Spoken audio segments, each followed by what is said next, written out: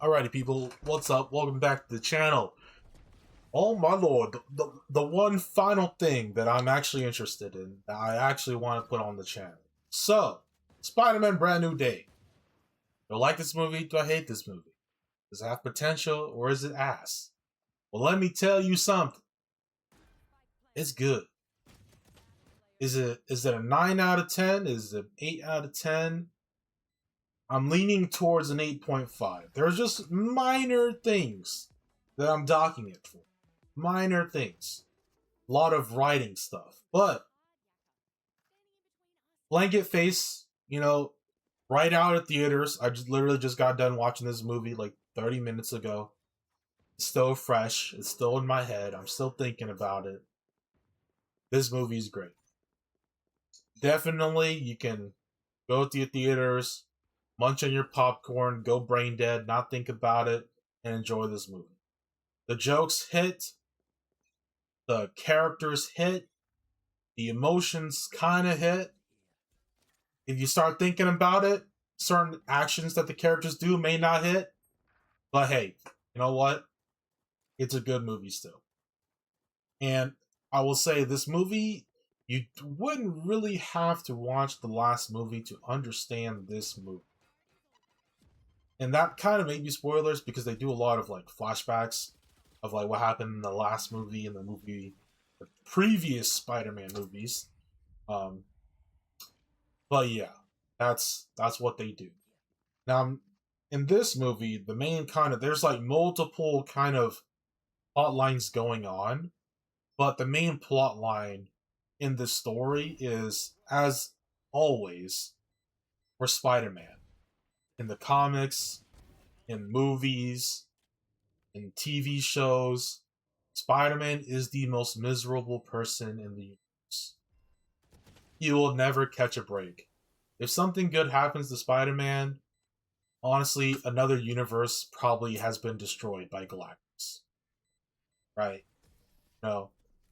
But Spider-Man has to be the most miserable person in the world and has to learn a lot of life lessons from his villains. That is kind of the Spider-Man motto. And I will say that this movie kind of embodies that, right? Where hey, he's miserable because of the events of the last movie and all the things that happened.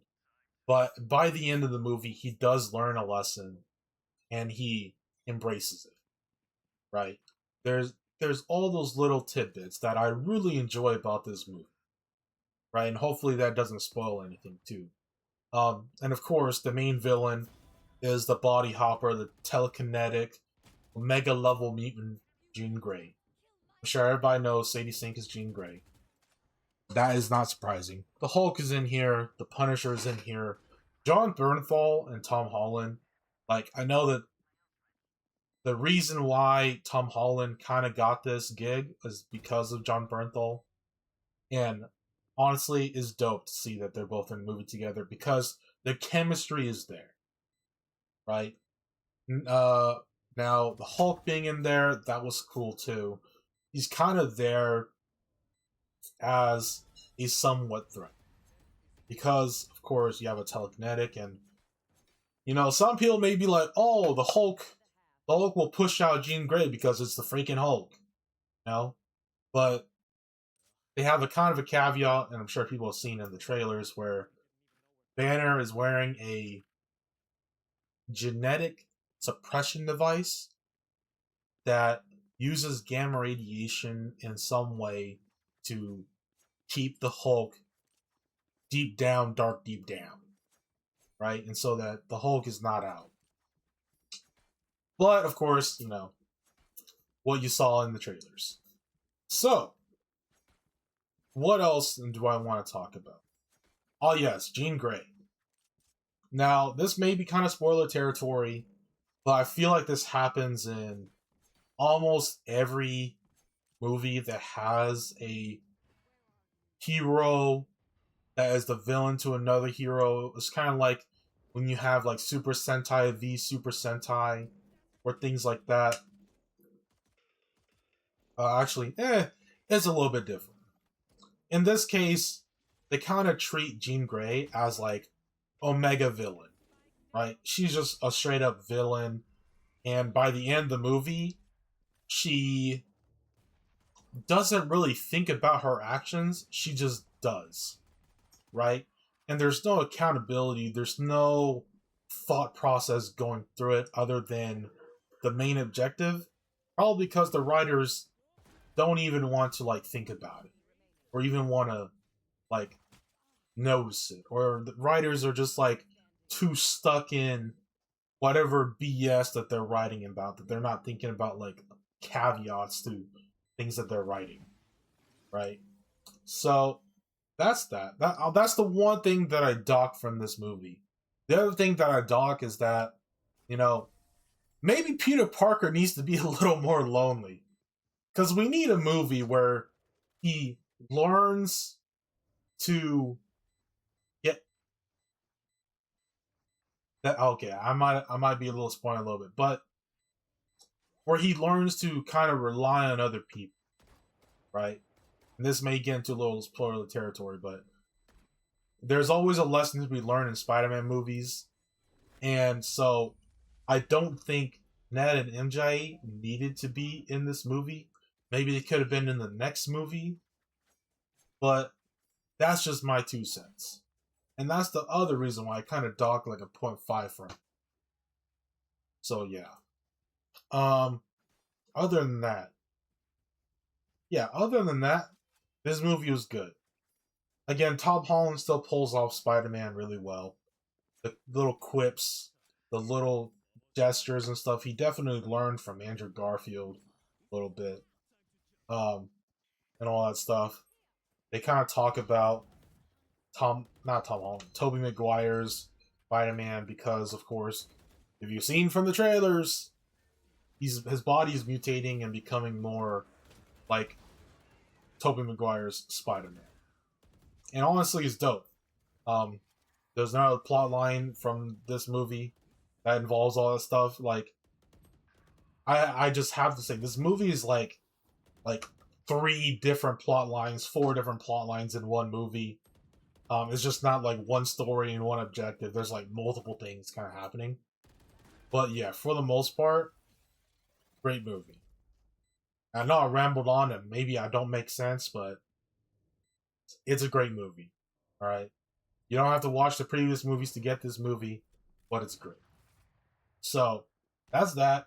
Trying to make this like 5 minute review, but it just turned into like 7 minutes. But yes, time to cut it. Here's the cut. We're going into spoiler territory. All right, we're going to straight spoiler territory. If you're done listening, go ahead and head out. Peace, goodbye, thanks for watching. But let's talk about spoilers. So, I don't know if I'm going to try and do this chronologically, or I'm just going to go off the top of my head, because, again, I just got done watching the movie like 30 minutes ago. Now, the one thing I will say, I did not really like that Jean Grey. Again, like, Jean Grey is one of those things where it's like, even in the X-Men movies, like, she's not a bad kid. She just doesn't understand that type of deal. And so, I should at least have a sense, have a feeling, have a thought that Jean Grey, or even visually see from the acting, that Jean Grey doesn't want to do what she's doing. Even though she's like absolute mind scrambling people by just jumping in their bodies or in their minds and just going boom, boom, boom, causing disasters, causing just blackouts and all those things, right? And also, it's also very interesting that that the experiments that they did on her at the end of the movie is what causes her to level up in her abilities. But yeah, that's that. Another thing that I liked was the Spider-Man being kind of the Logan for this one, where Spider-Man kind of relates to her and gets her to like be good, but at the same time, there's no consequences to Jean Grey's actions. She just does things. People probably died. Honestly, a lot of like it would have been really nice to see Spider-Man like, oh, there's a police car that's like flipping over. Honestly, a lot of those car flips is like that cop is probably dead. Like if a little simple shot of like web fluid or whatever, and just to get that car to like be fine would be better. Um, what else? Yeah, I do like the message of this is that like you learn to ask for help, that type of thing. And oh man, like I feel like a lot of movies and TV shows nowadays kind of just are a bunch of like writers trauma dumping, and like that's what the Bear felt like at the last season. And you're going to see a lot of recognizable faces if you've seen the Bear. If you haven't seen the Bear, go watch the Bear. It's really good. But again, uh, oh yeah, like honestly, I'm in spoiler territory. Freaking the police lady, she's the other cook in the kitchen from the Bear. That was with John Bernthal's character in the original shop, right? Uh, so that was cool seeing her. Um, it's kind of like she's kind of like Spider-Man's confidant character a little bit because he doesn't have MJ or Ned anymore, and of course by the end of it, like kind of learns the lesson of like learn to ask for help, learn try to get close to people, but like you still have to understand that you're Spider-Man and that these are all potential weaknesses, right? But yeah. Um oh man, what else? Um Punisher, really great. I really like the Punisher in this movie. He John Bernthal and Tom Holland just really riff well. It's like it's kind of like they're brothers. Very interesting. I like that they treat Hulk like the Hulk, big, scary, want to do business. Um, I wish they kind of well, I can't say I wish because this is more of like comic mindset where in the comics, the Hulk and Spider Man are really close, and the Hulk really likes Spider Man. But this is not something that they've done in the movies in the Marvel universe. Like Spider Man is not close to Hulk in the Marvel Cinematic Universe. It's mostly a comic thing. But you kind of see a little inkling of it when Hulk is fighting Spider Man. A little bit towards the end, where Hulk kind of lets go and lets himself fall to calm down and goes back into Bruce Banner's brain. What else? Uh, yeah. Now, yeah, oh yeah, the mutant stuff with Spider Man and his mutation of becoming more arachnid like. Well, not really like arachnid like man spider like, but his skin becoming slightly harder, or his biological web shooters now, or biological web fluid, and his eyes turning black, and all that stuff. It's all it's all really good. I really do enjoy it because it definitely makes it so that um, you can face a bit more higher level threats. Even though in this movie it's all just kind of like your city level threats at the moment. But yeah, it's really good. I don't think there's really anything else I want to talk about. Like, if I'm analyzing it and I'm writing it down, I'm sure there's more to talk about. But just like right off the bat, just like 30 minutes after the movie, those are the things that I like clearly remember and can think about. Um, yeah. Honestly, though, I do want to see Black Spider Man. I do want to see Black Spider Man with the Venom symbiote suit and absolutely crashing out because it was almost there, especially when he swung Scorpion around. It was right there. Absolute crash out, symbiote Spider Man suit, Spider Man. Um, Also, at the end of the movie, Spider-Man from another universe, out of not on Earth. Obviously, if you've seen the Marvel MCU Phase 7, Miles Morales, that's going to be a movie. I don't know how they're going to do alternate universe thing and be like, I'm from Earth, this. I forgot what the ultimate universe Earth number is. Or even if it's going to be Ultimate Universe. And whatnot. And which Miles Morales is this one? Because original Miles Morales from the beginning of the comics is literally just Spider-Man. He doesn't have his electric ability. But yeah, I don't know. There's a lot of things, and maybe I'll analyze it. Maybe I'll make a video talking about it. But that'll be like a lot of R&D, and I'm kind of lazy, and I just don't want to do R&D.